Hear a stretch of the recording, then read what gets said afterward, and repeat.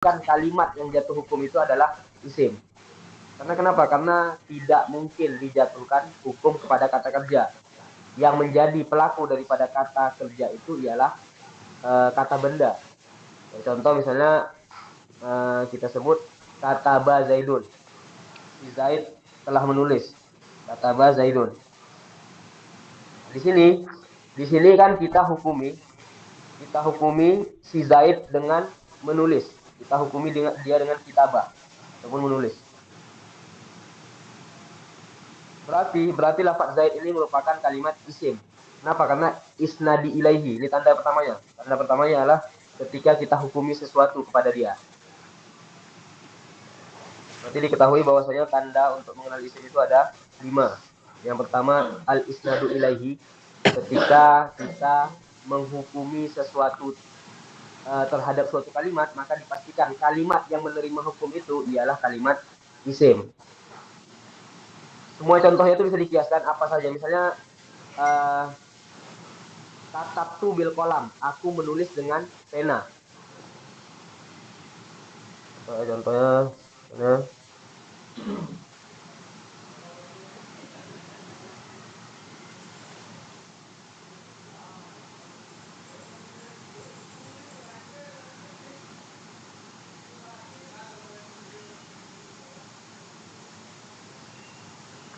nah, katabtu bil kolam, aku menulis dengan pena. Ini maknanya adalah aku menulis dengan pena. Katabtu, aku menulis. Nah, berarti kan di sini ada terjadi penyandaran hukum, yaitu dihukumi aku. Orang yang ngomong itu dihukumi dengan menulis. Nah, berarti kalimat yang ada maknanya aku itu, yang dihukumi dengan menulis, itu merupakan kalimat isim. Itulah di kalimat ta sini. Ini ta domir. Nanti isim ada 2, ada isim zahir, ada isim domir. Yang pertama kita kenal isim itu apabila kita jatuhi hukum sesuatu terhadapnya, maka itu merupakan tanda sekali, tanda yang paling utama diketahui bahwasanya sebuah kalimat adalah isim ketika kita menghukumi sesuatu kepadanya. Jadi kayak contoh lagi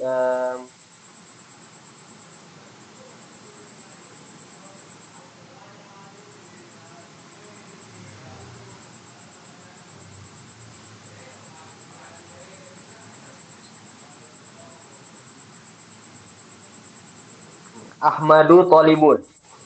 Si Ahmad, seorang yang bernama Ahmad itu merupakan seorang pelajar. Berarti ketika kita hukumi si Ahmad di sini merupakan pelajar, maka kalimat Ahmad itu merupakan kalimat isim. Kenapa? Karena dia telah kita hukumi dengan seseorang yang sedang belajar. Nah, di sini ingat bahwa saya tanda pertama isim ialah al-isnadu ilaihi apabila terjadi penghukuman sesuatu terhadap dia. Apakah hukumnya itu merupakan hukum yang positif ataupun hukum yang negatif. Contoh hukum negatif berarti kita sebut misalnya maja'a Muhammadun.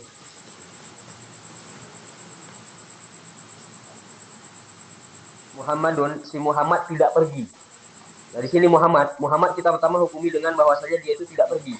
Nah, ini kan kita telah menjatuhi hukum yang negatif pada si Ahmad, ataupun hukum salaf ataupun hukum nafi. Ada 3 sinonim katanya. Salaf, positif dan negatif dan nafi. Nah, ketika kita hukumi kepada Muhammad bahwa dia tidak pergi, maka lafaz Muhammad di sini ialah kalimat isim. Jadi setiap kalimat yang dihukumi terhadap suatu hukum, baik hukum yang positif ataupun negatif, maka disebut dengan kalimat isim. Itu tanda pertama sekali kita mengenal bahwasanya sebuah kalimat adalah kalimat isim. Al-isnadu ilaihi, yaitu disandarkan hukum kepadanya. Tanda kedua kita mengenal isim ialah al-khafdu. Khafdu ini merupakan sebuah perumpamaan daripada kasroh ataupun baris bawah dan sesuatu yang menggantinya ataupun disebut dengan khofat itu. Khofat itu kan artinya rendah. Jadi di dalam i'rab itu khofat ataupun sinonimnya adalah jar. Khofat atau jar. Ini khofat ataupun jar. Ini sinonimnya. Nah, itu kalau di i'rab itu disebut dengan mahal. Mahal itu adalah suatu kondisi ataupun suatu keadaan atau disebut dengan kedudukan. Kedudukan ini ditandai dengan beberapa tanda. Ada 3 tandanya. Yang ketiga, kasroh. Ini merupakan tanda asalnya. Kasroh itu tanda asalnya. Asal daripada khofat atau jar pasti kasroh. Yang kedua ada tanda ya. Dan yang ketiga ada tanda fathah. Nanti dibahas satu-satu ini di masalah alamatul i'rab. Ini kita beri gambaran khofat itu apa. Jadi khofat itu di masalah i'rab ialah suatu keadaan ataupun suatu kedudukan suatu kalimat yang bisa ditandai dengan kasroh, yang pada asalnya adalah tandanya kasroh, tanda daripada tanda utamanya. Tapi kadang-kadang kasroh ini tidak ada menjadi tanda bagi khofat. Makanya disebut dengan kebiasaan dan asalnya. Tapi bisa saja bukan kasroh tandanya. Intinya khofat di sini ialah khofat ataupun jar, itu maknanya sama, ialah suatu kedudukan yang ada pada kalimat i'rab. Ataupun kita gambarkan kayak gini. Khofat itu kan artinya rendah. Rendah. Nah, rendah itu gimana? Kalau orang rendahan misalnya nih.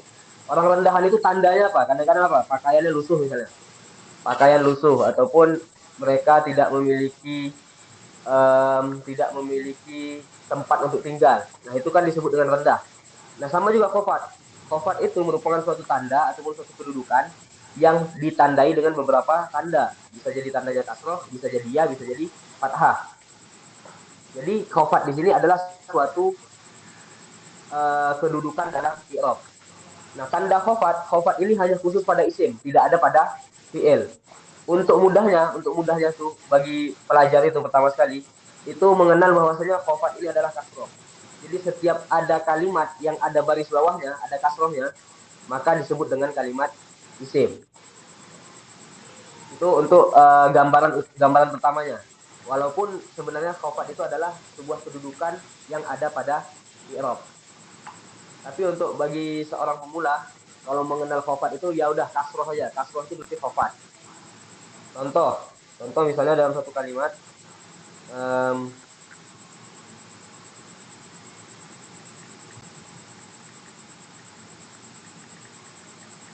ini ya, misalnya di kalimat ini di dalam kitab.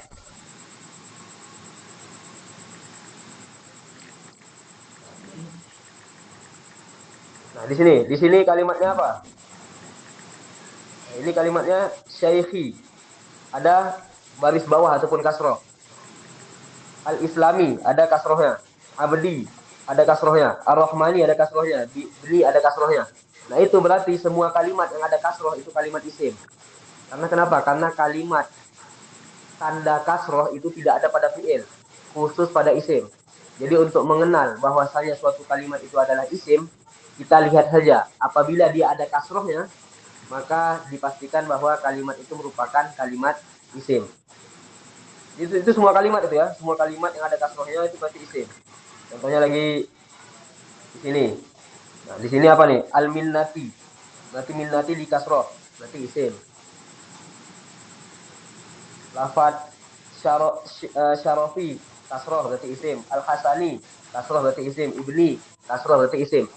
Intinya setiap kalimat yang memiliki baris bawah ataupun kasroh maka kalimat tersebut ialah kalimat isim. Karena itu merupakan tanda yang membedakan antara dia dengan fi'il. Itu yang kedua daripada tanda alamatul isim. Yang ketiga tanda daripada isim yang khusus ada pada isim tidak ada pada selainnya, maka yang bisa kita bedakan antara isim dan kalimat selainnya ialah tanwin. Tanwin yang dikatakan dengan tanwin ialah ini pengertian ataupun takrif daripada tanwin. Tanwin itu ialah nun zaidatun yang lebih sakinatun kemudian dia sukun, tidak berharakat, tidak ada berbaris.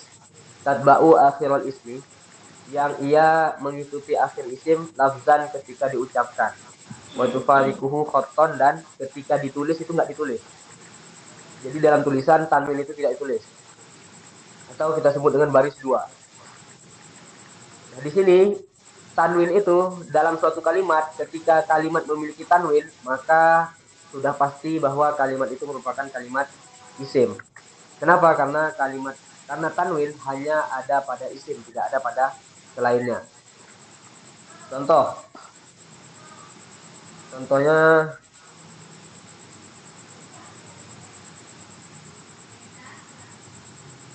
tolimun. Nah, tolimun kan kita baca dengan tolimun.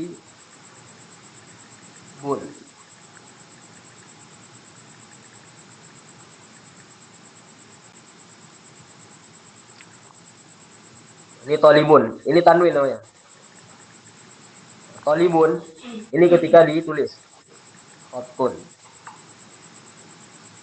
Ini ketika diucapkan.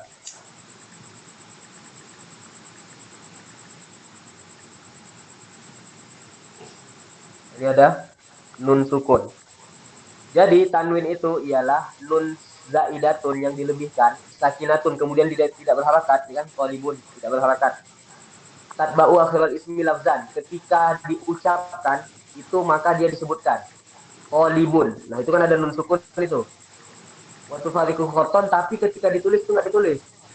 Jadi contohnya di lafaz ini tolibun. Nah di sini kan cuman lafaz itu nggak ditulis dengan ada nun mati, nggak ada ditulis nun mati. Tapi ketika kita ucapkan itu ada nun matinya. Nah nun mati yang tidak ditulis itulah yang disebut dengan tanwin. Dan nun mati itu adalah tanda yang khusus pada isim, tidak ada pada selain isim, tidak ada pada fi'il. Jadi ketika ada nun mati ataupun baris dua yang ketika diucapkan kita sebutkan, tapi ketika tulisannya nggak ada tulisan nun matinya nggak ada, maka disebut dengan tanwin. Dan ketika kalimat ada tanwin, maka dipastikan bahwa kalimat itu merupakan kalimat isim. Jadi misalnya toliban, ini dengan tumah, ataupun kita sebut amal tu kitaban.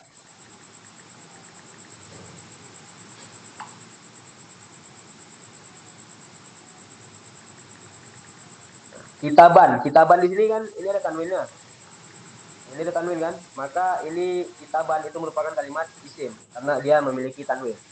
Sekali lagi pengertian tanwin ialah kitaban itu kan disebut kalau kita ucapkan maka kita baca dengan kita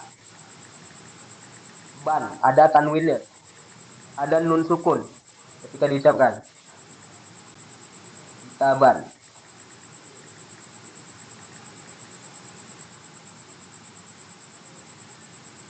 Ketika kita ucap ada nun sukun di akhirnya.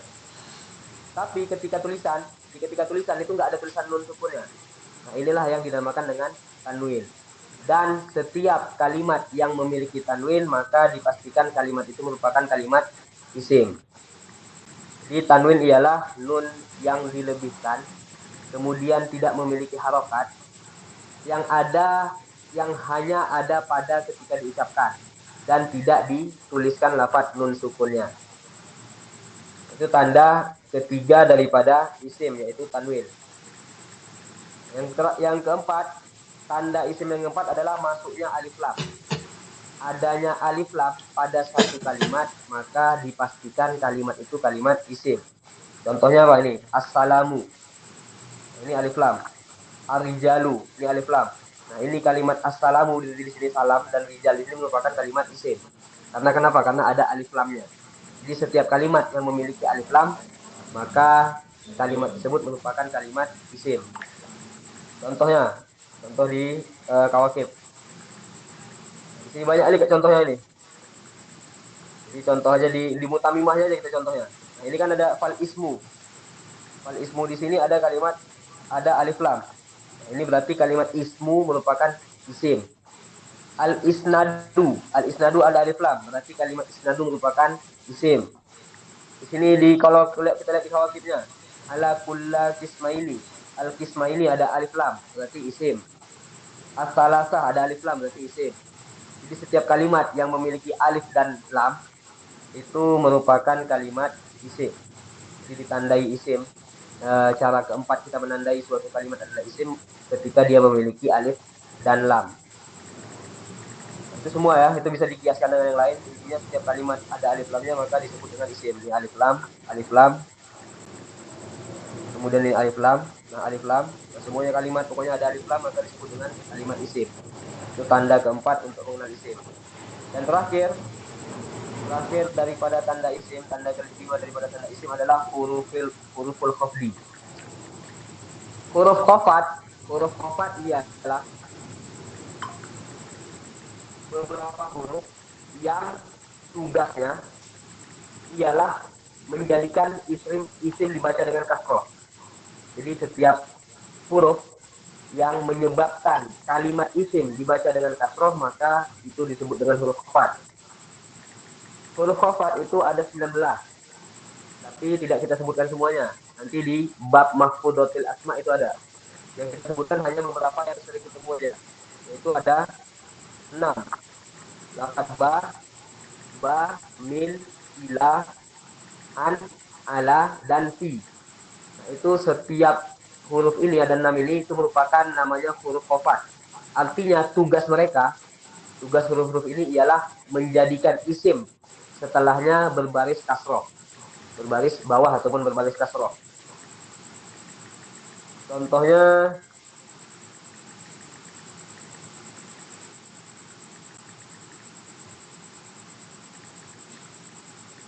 ini nggak ada barisnya, nggak ada baris ya. Ini contohnya. Tadi apa? Ba, min, ila, an. Nah, di sini ada an nih.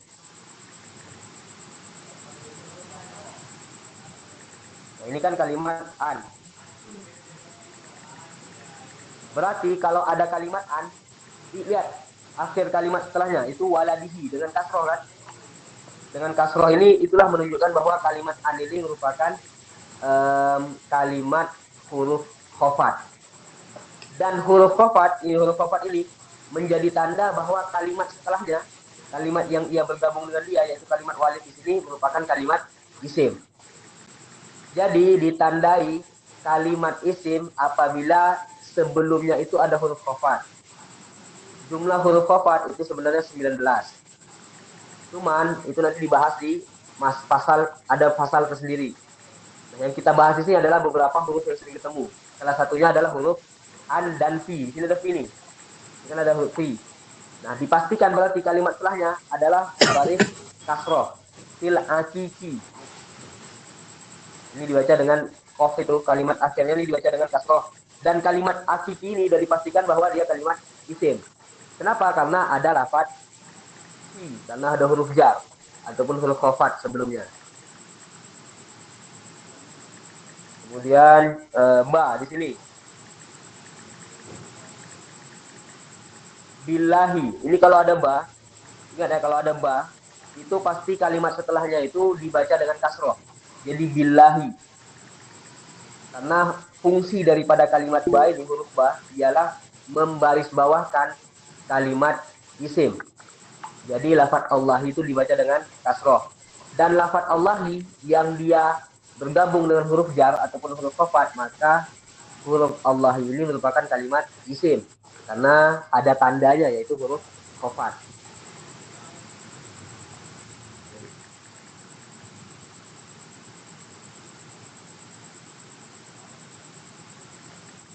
Oke.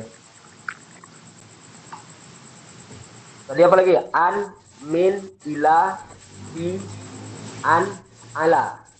Itu semuanya itu disebut dengan huruf jar ataupun disebut dengan huruf khafat yang maknanya ialah huruf-huruf yang menjadikan kalimat setelahnya berbaris bawah ataupun berbaris kasroh. Kemudian huruf itu bergabung dengan kalimat yang ada setelahnya dan kalimat setelahnya itu pasti adalah kalimat isim. Kenapa? Karena dia merupakan tanda yang khusus pada isim. Contohnya lagi seperti kita baca sehari-hari itu, Bismillah.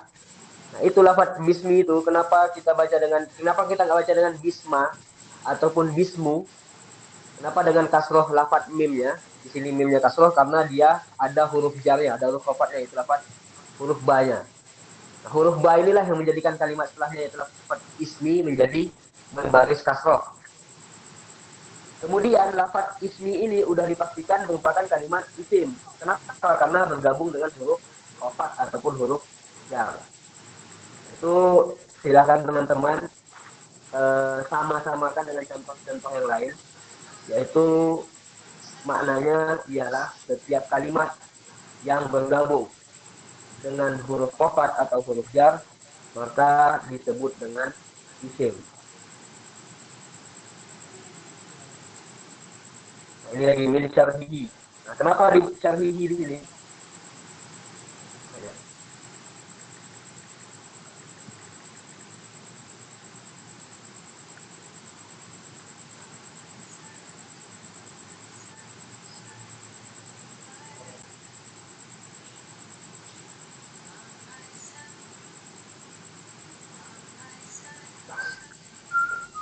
Nah, ya. Itu tadi kan kalimat min.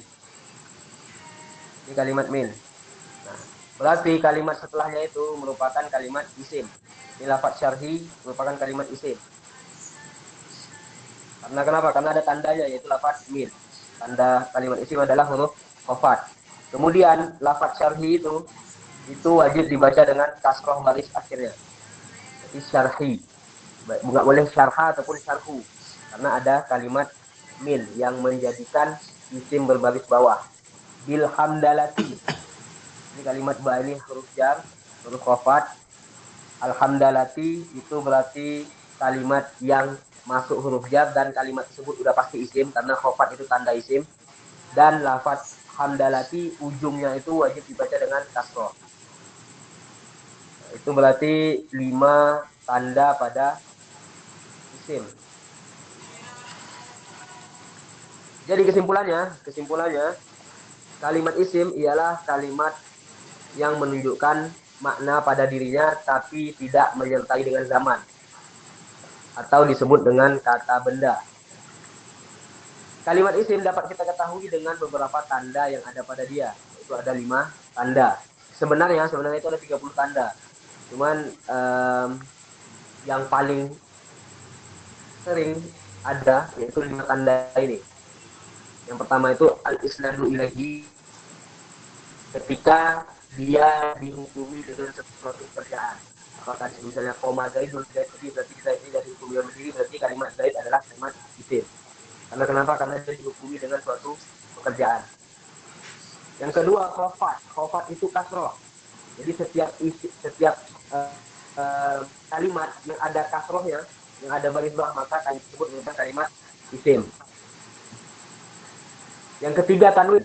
Ketika kalimat memiliki bab dua ataupun memiliki nun sukun yang diucapkan saja ada.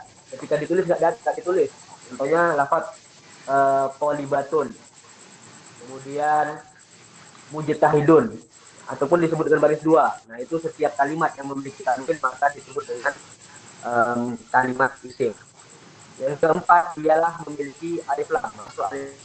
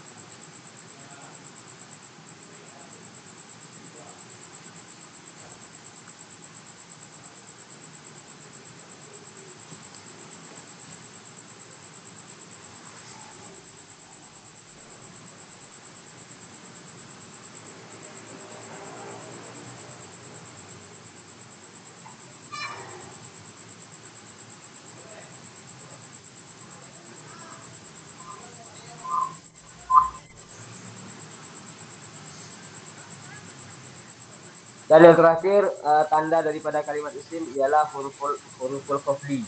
Artinya setiap kalimat yang terdahulu sebelumnya ialah huruf-huruf yang bertugas sebagai membarisbawahkan isim, maka huruf tersebut kalimat tersebut dikira dengan kalimat isim. Huruf khafat itu ada 19 dan yang paling sering ada adalah 6 kalimat yaitu ba, min, ila, an, ala dan fi.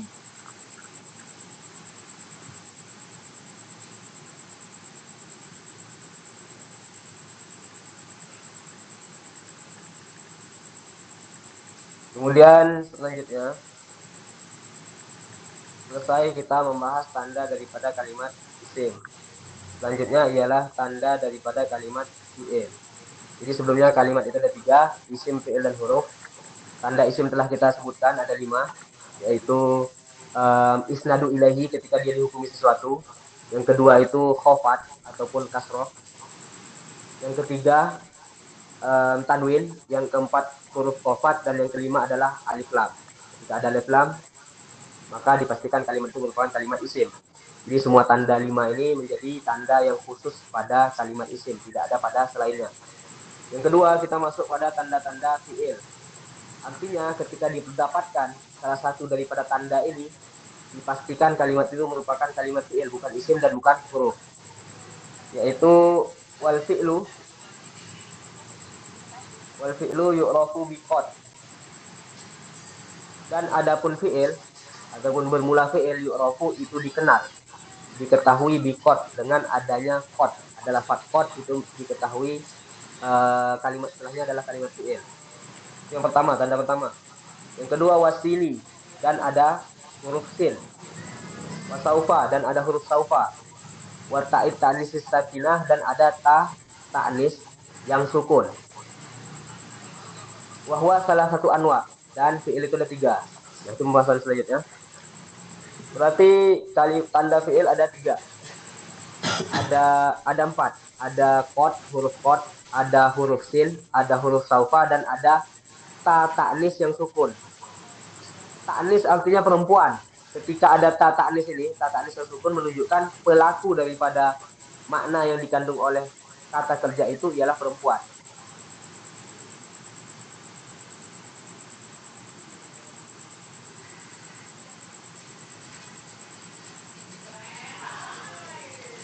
Tanda fi'il ada 4. Yaitu qad, sin, saufa dan ta'nis yang sukun. Lafaz qad itu yang sesuatu huruf yang bisa masuk pada fi'il madi dan ada pada fi'il mudhari. Sin itu khusus pada fi'il mudhari, saufa itu khusus pada fi'il mudhari, dan ta'nis yang sukun hanya ada pada fi'il madi. Contoh,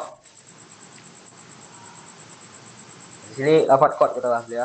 Lafaz qad ini contohnya di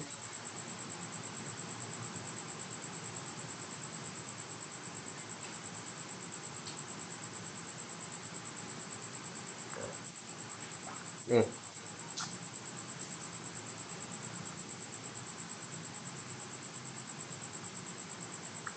Di sini untuk teman-teman bisa lihat ada lafaz qad di sini ya. Ini ada lafaz qad. Kalau ada huruf qad, berarti kalimat setelahnya yaitu lafaz koma di sini itu merupakan kalimat fi'il. Kenapa? Karena lafaz qad di sini menunjukkan kalimat setelahnya ialah kalimat fi'il karena tanda khususnya adalah adanya qad. Karena lafaz qad ini nggak bisa di isim karena isim punya tanda khusus sendiri. Nah, kalau fi'il dia punya juga. Yang pertama itu adalah qad. Berarti lafaz komat merupakan kalimat fi'il. Tadi katanya apa? Tadi katanya qad itu bisa masuk pada fi'il madi dan bisa masuk pada fi'il mudhari. Yang contoh yang pertama di qad qomatis shalah itu lafaz koma ialah koma ini merupakan fi'il yang madi. Fi'il kata kerja madi menunjukkan perbuatannya telah terjadi, makna lampau.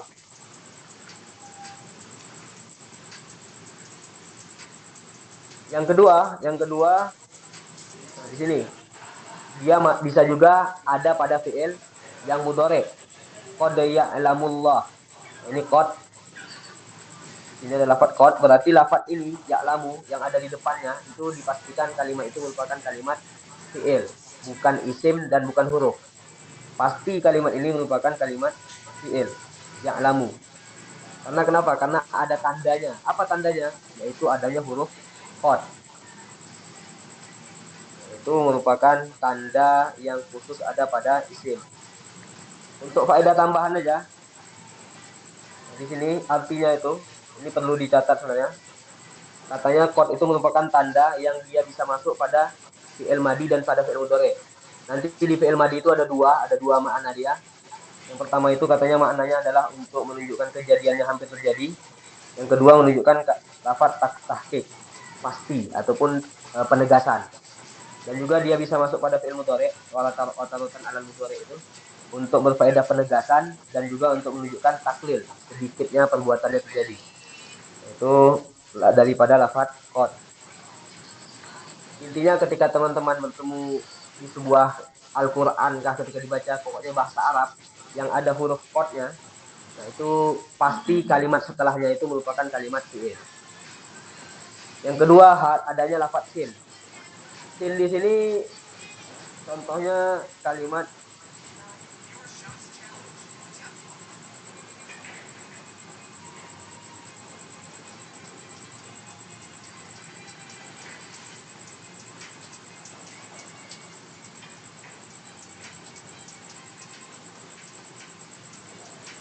sayap tubuh misalnya, selagi seseorang akan menulis.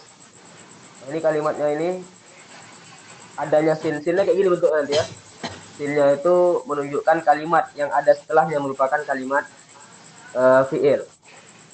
Ini sin dan saufa itu maknanya sama ya. Kalau bahasa Indonesianya berarti nanti ataupun akan. Nah, di sini contohnya tuh. Katanya sin dan saufa yuqtasani bil mudhari'i li takhlisihi lil istiqbal. Kalimat sin, nah di sini kalimat saufa, nah ini menjadi tanda sin dan saufa itu menjadi tanda yang mana kalimat setelahnya yaitu kalimat yakumu, dan di sini yakumu juga itu merupakan kalimat fi'il. Tandanya apa? Tanda kenapa kita katakan kalimat yakumu yang ada pada dua lafaz itu merupakan fi'il? Karena adanya huruf sin dan karena ada huruf saufa. Jadi tanda yang kedua daripada fi'il ialah tanda yang khusus padanya yaitu huruf sin dan huruf saufa. Huruf sin dan saufa hanya ada pada fi'il dan fi'ilnya hanya pada fi'il mudhari, tidak bisa pada fi'il madhi ataupun fi'il amar. Tapi maknanya itu berbeda antara sin dan saufa. Contoh kita ditanya orang, mata tadrusu, kapan engkau belajar? Kalau kita jawab, aku akan belajar nanti. Maka kita jawab sa'adrusu. Kalau sa'adrusu itu berarti kita akan belajar dalam waktu dekat. Sedangkan kalau kita jawab saufa adrusu, berarti belajarnya nanti dan waktunya itu masih lama. Berarti sekarang jam 7. Kita mau belajar jam 9. Nah, itu berarti kita sebut sa'adrusu. Karena jam 9 dari jam sekarang itu hampir tiba. Tapi kalau kita belajarnya itu jam 12, jam 1, maka kita sebut saufa adrusu ketika ditanya mata tadrus. Nah, di situ ada perbedaan yang menunjukkan makna pada kalimat sin dan saufa. Jadi kalimat sin dan saufa itu sebenarnya ialah tanda yang khusus pada fi'il. Tapi maknanya itu berbeda dengan sebab perbedaan jumlah hurufnya. Makanya disebut ada kaidah di sini, kaidah di apa? Di kitab kawakib itu. Ya, kalau punya kawakib silakan teman-teman tandain aja tuh. Di anna kasrotal hurufi tadullu ala ziyadatil makna. Karena banyak huruf itu menunjukkan kepada banyaknya makna. Contoh kita disebut mata taktubu. Kapan engkau menulis? Kita ditanya kan. Nah, kalau kita ini kan jam sekarang jam berapa? Jam jam 8 WIB, jam 8 WIB, jam 8 malam. Nah, kalau ditanya mata taktubu, kapan engkau menulis? Nah, Nah, kita mau tulis tuh setengah jam lagi, berarti kita jawab saat subuh.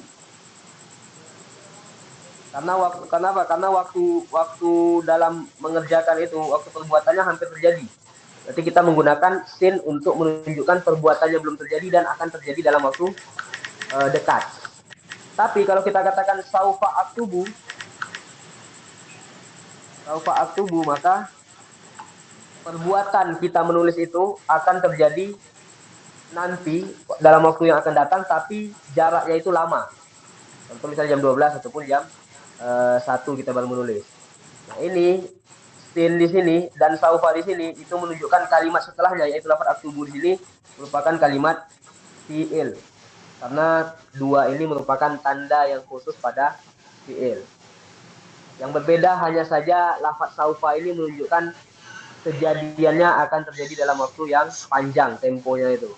Sedangkan sin itu dalam waktu yang dekat walaupun maknanya itu belum terjadi. Itu bisa dilihat yang di anak garis bawah semua itu. Qala al-Fatihi ada perbedaan. Itu tanda berapa? Tanda ketiga dan tanda kedua dan ketiga daripada tanda khusus pada isim. Yang terakhir daripada tanda isim, daripada tanda fi'il ialah adanya ta ta'nis yang sukun. Contohnya di lafaz sini. Qomat Hindun. Ini kan nggak nampak ya sukunnya. Coba kita berbaris ya.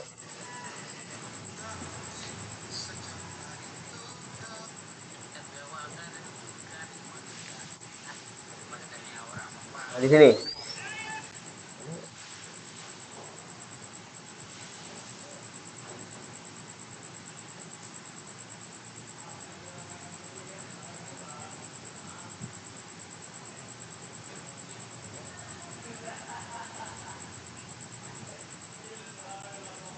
Ini yang ada barisnya, tempat yang ada barisnya.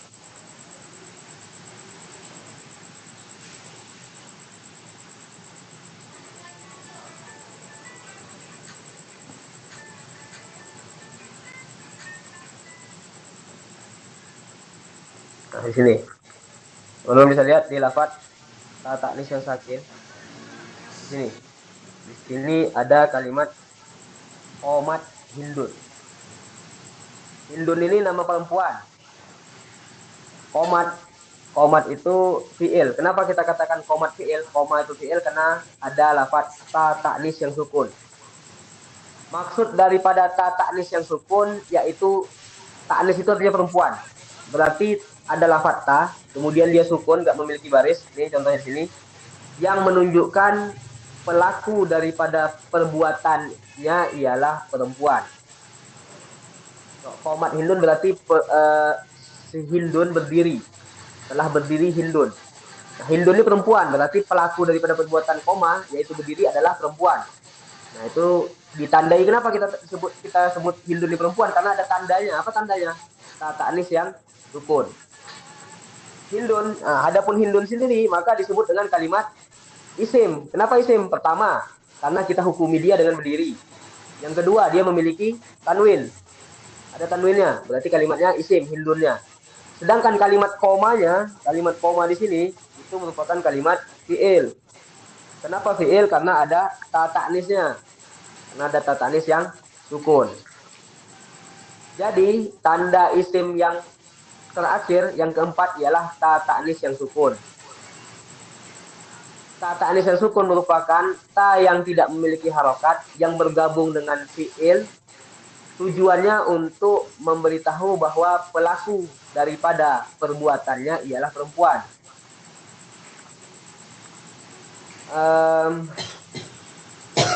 Sedangkan nanti yang pelakunya berarti kan kita hukumi dengan perbuatan. Nah, pelaku itu yang disebut dengan kalimat isim.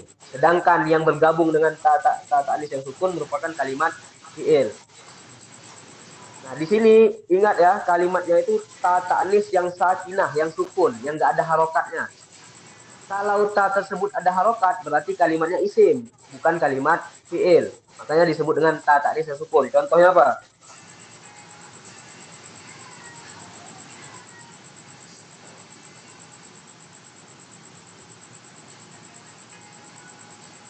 Di sini. Ini ada ta kan, ada ta taknis.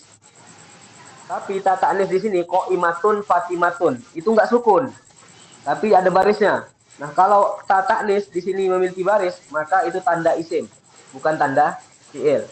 Nah, kalau tanda fiil, ta taknisnya harus sukun, nggak boleh tandanya itu nggak boleh yang berharokat.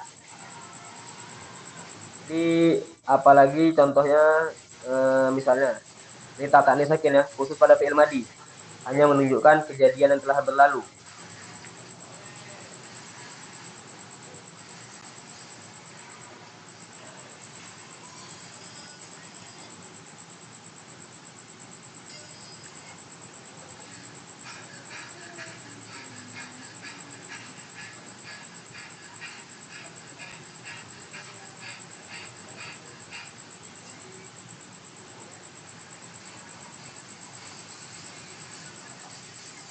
Qalat Fatimatu. Telah berkatalah Fatimah. Fatimah kan perempuan. Nah, lafadz qalat ini ada ta taknis yang sukun. Nah, ini berarti kalimat qala itu merupakan kalimat fiil karena ada lafadz ta taknis yang sukun menjadi tanda kalimat fiil. Fatimatu itu isim. Kenapa isim? Karena ada ta taknis yang tidak sukun, berharokat dia. Fatimatu baris domah ataupun baris atas, baris depan. Nah, kalimat Fatimah itu isim. Kenapa isim? Yang pertama dia memiliki ta taknis yang tidak berharokat. Yang kedua kita hukumi dia dengan berbicara. Kita katakan bahwasanya Fatimah berbicara. Nah, berarti Fatimah ini merupakan kalimat isim karena dihukumi perbuatan kepada dia. Adapun kalimat yang bergabung dengan ta taknis sukunnya itu merupakan kalimat fiil. Jadi setiap kalimat yang ada ta taknis yang sukun itu kalimat fiil. Fungsi daripada ta taknis yang sukun itu menunjukkan bahwa perbuatan tersebut terjadi daripada perempuan. Jadi pelakunya itu perempuan, maka ditambahkan dengan ta taknis yang sukun.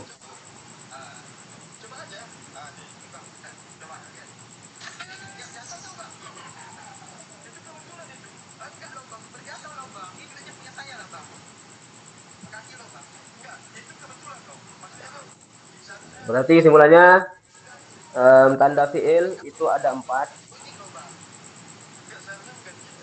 Ada 4 kod sin saufa dan ta taknis yang sukun. Tiga tanda kod sin saufa itu berada pada awalnya, pada awal fiil. Sedangkan tanda terakhir yaitu ta taknis yang sukun ada pada akhir daripada fiil.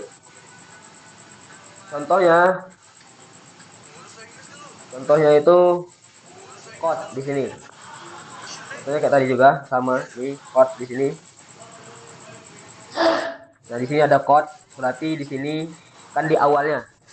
Kod itu di awal isim, di awal fiil. Berarti kalimat ya'lamu itu fiil. Kod di sini sodakta itu berarti fiil. Apalagi? Kod di sini kod koma tisolah berarti koma ini fiil. Kod yasduku berarti yasduku ini fiil. Intinya semua kalimat yang ada kodnya itu berarti kalimat fiil. Ini coba lihat nih. Apaan? Berarti setiap kalimat itu yang ada kodnya itu disebut dengan kalimat fiil. Jadi ditandai dengan pada awalnya. Yang kedua sin dan saufa kan, pada awalnya lagi ada sin dan saufa. Pada kalimat fiil itu awalnya ada sin dan saufa. Contohnya di kalimat saya kumu dan saufa yakumu. Dengan di awal tanda di awal. Jadi sin saya kumu itu saufa berarti kalimat yang ada sin dan saufa berarti kalimat yakumu itu kalimat fiil. Yakumu fiil berarti lafaz juga di depannya. Saufa yakumu di sini fiil juga. Jadi yang beda itu hanya dari segi maknanya. Dari sin itu menunjukkan makna, saufa itu menunjukkan makna yang lebih lama lagi. Dan satu lagi kalimat yang baru kita jelaskan yaitu kalimat ta ta'nis yang sukun. Ta ta'nis yang sukun itu ada pada akhir kalimat fiil, ditandai pada akhir kalimat fiil yang menunjukkan kalimat yang bergabung dengan ta ta'nis tersebut merupakan kalimat fiil, ditandai di akhir kalimatnya. Terakhir sebelum kita menutupi fiil itu ada 3. Fiil itu ada 3, fiil madi, fiil mudhari dan fiil amar. Nanti tandanya itu di pertemuan selanjutnya, tanda fiil madi apa, tanda fiil amar apa, dan tanda fiil mudhari itu apa. Cuman kita bagikan dulu fi'il itu ada 3, yaitu fi'il madi. Berarti maknanya ialah fi'il madi merupakan kalimat yang menunjukkan perbuatan dan menunjukkan kepada zaman yang telah lewat, waktu yang telah berlalu. Fi'il amar itu berarti fi'il madi kata kerja lampau. Fi'il amar kata kerja perintah. Berdirilah, tulislah, pukullah, makanlah. Nah, itu semua itu kalimat yang menunjukkan perintah. Itu nama bahasa Arabnya fi'il amar. Dan fi'il amar itu setiap kalimat fi'il itu harus memiliki waktu. Fi'il amar menunjukkan waktu yang akan datang. Karena kenapa? Karena perintah untuk melakukan sesuatu berarti perbuatannya belum terjadi. Makanya fi'il amar itu menunjukkan waktu yang telah datang. Waktu akan datang. Sedangkan fi'il madi itu menunjukkan waktu yang telah berlalu. Contohnya apa tadi? Qomat Hindun tadi, telah berdiri Hindun. Berarti perbuatan berdiri telah berlalu, telah lewat. Kemudian apa lagi? Qalat Fatimatu tadi, berkatalah Fatimah. Fatimah telah berkata. Berarti lafaz qala itu merupakan fi'il kata kerja yang memiliki zaman, waktu, dan waktunya itu telah lewat. Kalau menunjukkan waktu yang telah lewat berarti fi'il madi. Fi'il amar kata kerja perintah. Waktu yang dikandung akan datang. Karena perintah untuk melakukan sesuatu menunjukkan perbuatannya belum terjadi. Berarti terjadinya akan datang. Nah, yang terakhir ada fi'il mudhari namanya. Fi'il mudhari itu ada 2 waktunya. Anda menunjukkan waktu sekarang, ada menunjukkan waktu yang akan datang. Fi'il mudhari nantinya itu ada 4 tanda ya. Nanti di pembahasan selanjutnya insyaallah. Tapi yang kita harus tahu di sini berarti fi'il mudhari itu adalah kata kerja yang memiliki 2 waktu. Bisa kita sebut dia waktunya sedang terjadi, waktu sekarang, ataupun waktu itu akan datang. Bagaimana membedakannya? Ya tergantung daripada tandanya.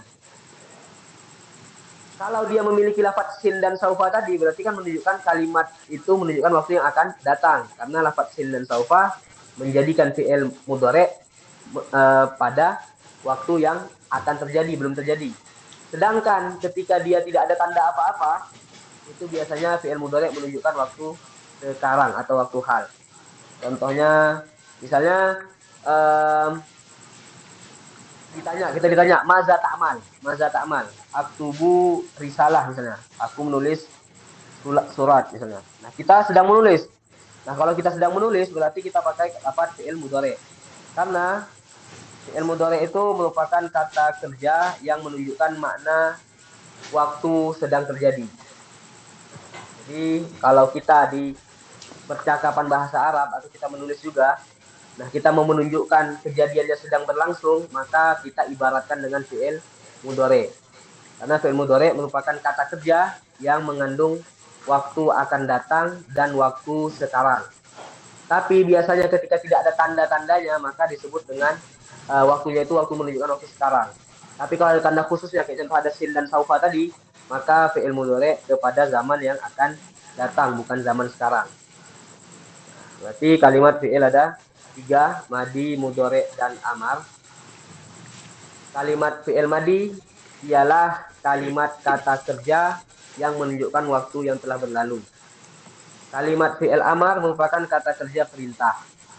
Sedangkan kalimat fi'il mudhari merupakan kata kerja yang bisa saja maknanya itu waktu sekarang dan juga bisa waktu akan datang tergantung daripada tanda-tanda yang dimilikinya. Kalau dia memiliki tanda-tanda waktu yang akan datang seperti adalah sin dan saufa, maka fi'il mudhari kata kerja perintah dalam waktu yang akan terjadi. Sedangkan ketika dia tidak memiliki tanda, contohnya aktubu risalah, itu merupakan kalimat yang menunjukkan makna yang sedang terjadi ataupun waktu hal. Kalau bahasa Arabnya ada 3 berarti zaman itu. Ada zaman madi, zaman hal, dan zaman istiqbal. Zaman hal ataupun zaman hadir. Itu 3 ya. Zaman madi itu zaman telah lewat. Zaman hal itu zaman sekarang terjadi. Dan zaman istiqbal itu merupakan zaman yang akan datang. Nah, fi'il itu harus memiliki salah satu daripada 3 zaman ini. Karena kalimat fi'il ialah kalimat yang memiliki makna dan kalimat yang memiliki zaman.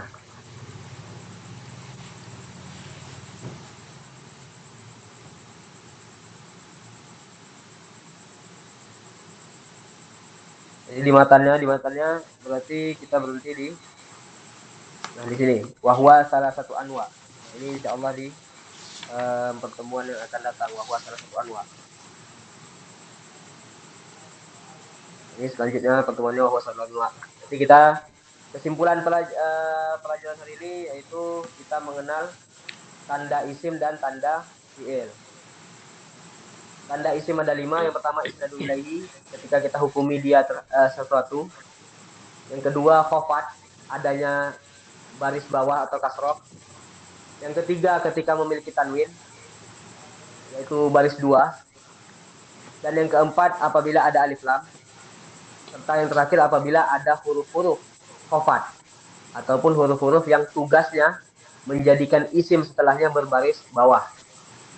Itu 5 tanda yang khusus pada isim. Yang kedua, kita mengetahui pula tanda-tanda yang khusus pada fi'il, yaitu qad, sin, saufa, dan ta ta'nis yang sukun. Lafadz qad tadi bisa kita katakan ia bisa masuk pada fi'il madi dan juga bisa masuk pada fi'il mudhari. 2 fi'il bisa masuk kalimat tanda qad. Sedangkan sin dan saufa hanya khusus pada fi'il mudhari. Dan ta ta'nis yang sukun itu tanda pada fi'il yang madi. Kemudian kita jelaskan bahwasanya kalimat ta ta'nis yang sukun ialah kalimat ta yang tidak memiliki harokat yang menunjukkan pelaku daripada perbuatannya adalah perempuan. Contohnya qolat Fatimatun ataupun qomat Hindun dan seterusnya. Satu lagi kita jelaskan bahwa fi'il itu ada 3. Ada fi'il madi, fi'il mudhari, dan fi'il amar. Fi'il madi merupakan kata kerja yang menunjukkan waktu telah berlalu. Kata mudhari itu merupakan kata kerja yang menunjukkan bisa waktu sekarang, bisa waktu yang akan datang. Tapi biasanya itu waktunya sekarang apabila tidak ada tanda-tandanya, seperti sin dan saufa. Dan yang terakhir ada fi'il amar, yaitu kata kerja yang menunjukkan perintah. Dan maknanya itu ataupun zamannya, zaman yang dikandung fi'il amar tidak lain dan tidak ada yang selainnya adalah waktu yang akan datang. Karena kenapa? Karena fi'il amar merupakan kata kerja perintah. Sedangkan perintah terhadap sesuatu menunjukkan bahwa perbuatan itu belum terjadi. Contohnya apa? Makanlah, minumlah, duduklah, baringlah, terserah. Semua kalimat itu berarti menunjukkan bahwa perbuatan itu belum terjadi. Maka itu disebut dengan fi'il amar. Nah, nanti pertemuan selanjutnya akan kita bahas apa saja yang menjadi tanda bagi setiapnya. Apa yang menjadi tanda bagi fi'il madi, apa yang menjadi tanda fi'il mudhari, dan apa yang menjadi tanda bagi fi'il amar. Wallahu a'lam bishawab. Yang ada pertanyaan silakan dituliskan ataupun disebutkan aja. Hidupkan mic-nya.